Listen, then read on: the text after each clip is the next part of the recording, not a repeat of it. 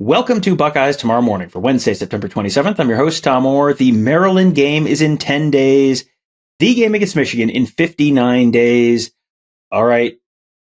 We got to do it. I'm sorry, friends. We are going to talk about Ohio State's short yardage offense. Yes, they scored a short yardage touchdown on the last play of the game. That was a pretty big one. We're going to be talking about some of the other plays because that one feels like it's gotten broken down to a whole crazy degree. We're going to be talking about some of the other short yardage plays for the Ohio State offense, figure out what worked, what didn't work, what does it all mean moving forward. And we're going to be doing that with our buddy Buckeye Huddle's X's and O's guru, Ross Fulton. Ross, let's start with some good news. We're going to sort of ease people into this one. We're going to start in the second quarter, and it's 2nd and 1. And this is one where the Buckeyes made it look easy, no problem. Of course, you can pick up a yard when you want to pick up a yard. Who can't do that? I was saying earlier this week that I'm starting to get frustrated at Ohio State that I have to think so much about short yardage because I don't like thinking about short yardage. It's not fun. It's not as entertaining to have to think about a bunch of bodies near the line of scrimmage. But all right, so I figured we should take one right that it worked positively. So as you said early in the game, second quarter, it is 2nd and 1, not 3rd and 1. So that does introduce probably a bit more of a pass element, and obviously, like where Ohio State is on their own 40, there's obviously a vertical pass threat. But that applied later in the game too. Notre Dame, Ohio State here is in formation into the boundary. They've got trips to the short side. Notre Dame, you can tell from the snap, they've single high. They're playing cover one, right? And so you got your best players on the field. You've got Marvin Harrison, you got Emeka Egbuka. And, Ohio State just runs a simple, just straight from the pistol, inside zone play. Everyone blocks, handle well, 6-yard gain, right? So just like you would like to see it drawn up. And I do think, though, that this has some important notes that we'll talk about later, namely personnel that's on the field, running within your offense, keeping the defense spread out, both the length and the width of the field. All right, so now we got the good news out of the way. Now we get to talk about everyone's favorite, the bad news. Let's move on. Later in the second quarter, Buckeyes have it 3rd and goal at the 1. This is one, Ross, where the personnel package here, to me, just doesn't make a whole heck of a lot of sense because they take Emeka Egbuka, they take Marvin Harrison off the field. You're going to load it up. You're going to put Caden Curry at fullback. You're going to have a couple tight ends. You're going to have Luke Montgomery in there, and you are going to show them who is boss. And it doesn't work. And I guess my first question is, if the defense is paying so much attention to Marvin Harrison and so much attention to Emeka Egbuka, wouldn't they pay more attention to them if they were on the field and potentially take bodies out of the box that you would then not have to block? Am I crazy? Am I off base there? What's the thinking here? No, I mean, I agree with you. And you saw that at the end of the game where even putting aside that Notre Dame had 10 players on the field, they did in fact have their defensive backs spread out covering Harrison and Egbuka at the goal line. And so I agree. I mean, when you look at this pre-snap, you've got 11 bodies for Notre Dame basically inside the tackle box, and minimal to no concern about the pass. And I obviously we see on 4th down, and we can get to that one, how you can throw out of these looks. But you're bringing in a defensive end as your fullback, and Notre Dame is basically, and then you're running wide zone here, and as you see, like what Notre Dame does is they basically cover everyone up. They're essentially in like a heavy bear front, but so the point of zone blocking is to get double teams, and instead of, you're not accomplishing that here now because you have so many bodies in the middle. You're just leaving everyone in single blocks. And listen, if you're like Justin Fry, you can be and deservedly so, this is not a good block by Josh Fryer. You're on the 1-yard line, you come off high like that, you're going to get blown back, which is what happens, and it destroys the play. So there's 100% technical issues. If everyone executes well, this can work. But I just don't think it's putting your best foot forward, to your point. Heck, we even saw Notre Dame, who's a much more run-heavy team than Ohio State. Their second touchdown came, and they were on the 2-yard line.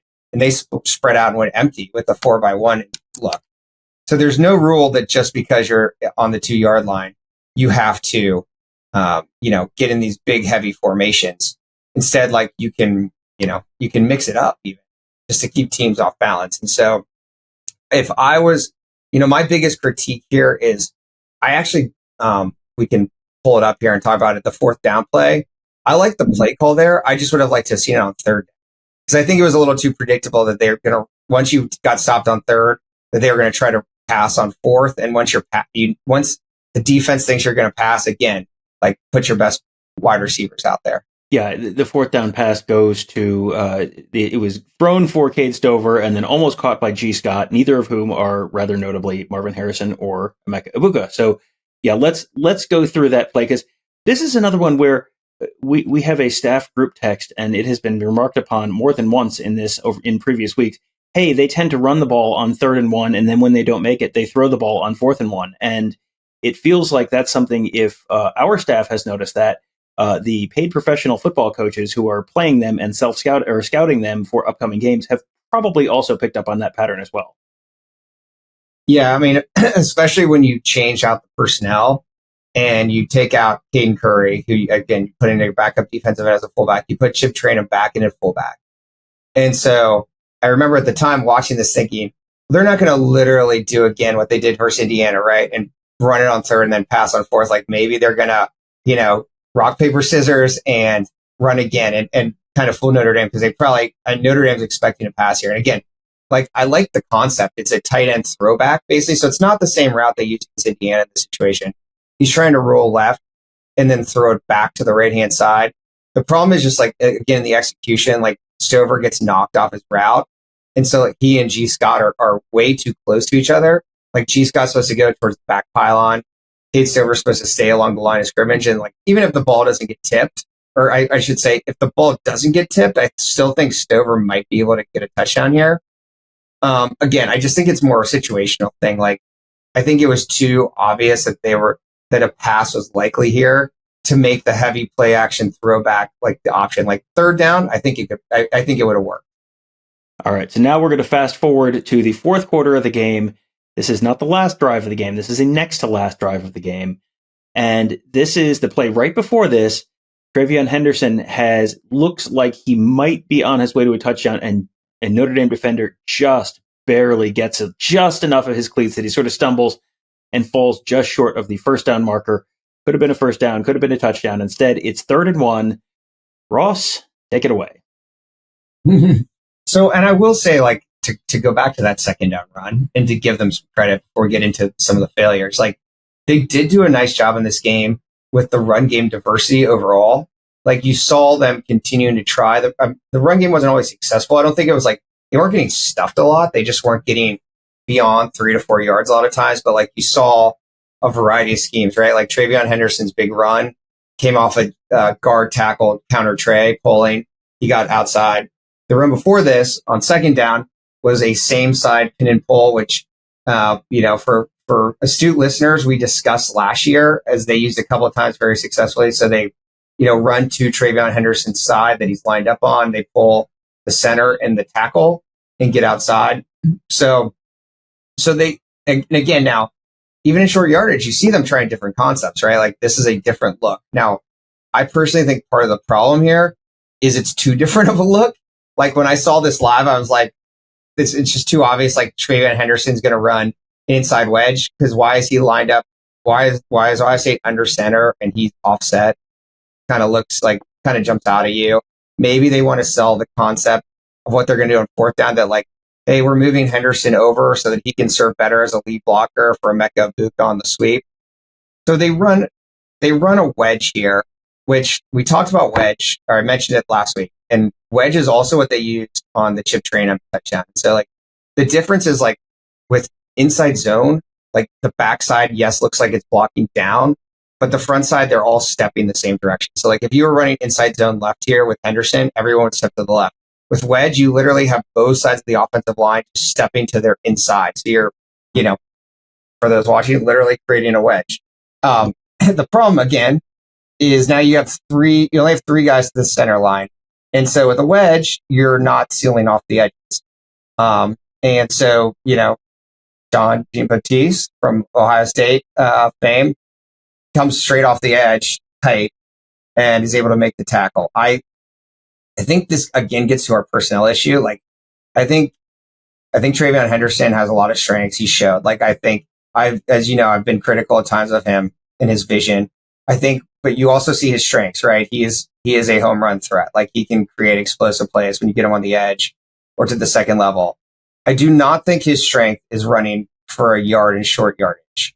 I think to their credit, they put 2 and 2 together on that same front. Like, they put Chip Trayanum in the game on that last touchdown. And I just think that, like, short yardage, it should be Chip Trayanum in these situations. Cause I do think just the difference in size and like body type, he could probably carry like a defensive end that's coming off unblocked off the edge. I mean, that's essentially what happened on the wedge play as well. And he was able to carry him for that extra half yard. So again, like, in some ways they are searching in short yardage. Like, it's not like they're trying the same things. Of any of them, like, the one time they really ran the base offense was that 2nd and 1 we showed at the beginning, where it's just like pistol inside zone. In some ways though, I think this is like getting too cute, right? With like the offset.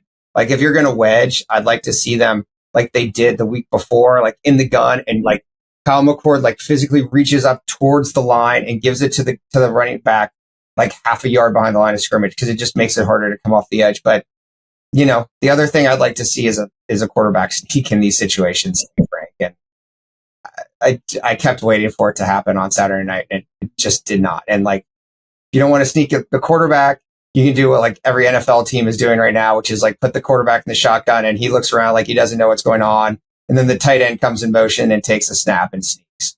So there are ways to avoid if you don't want your quarterback getting hit or you don't think he's very good at it and getting a bigger body there. I just think it's making it harder than it needs to be at times. I was going to ask you about that, because it did feel like there were several very obvious quarterback sneak situations.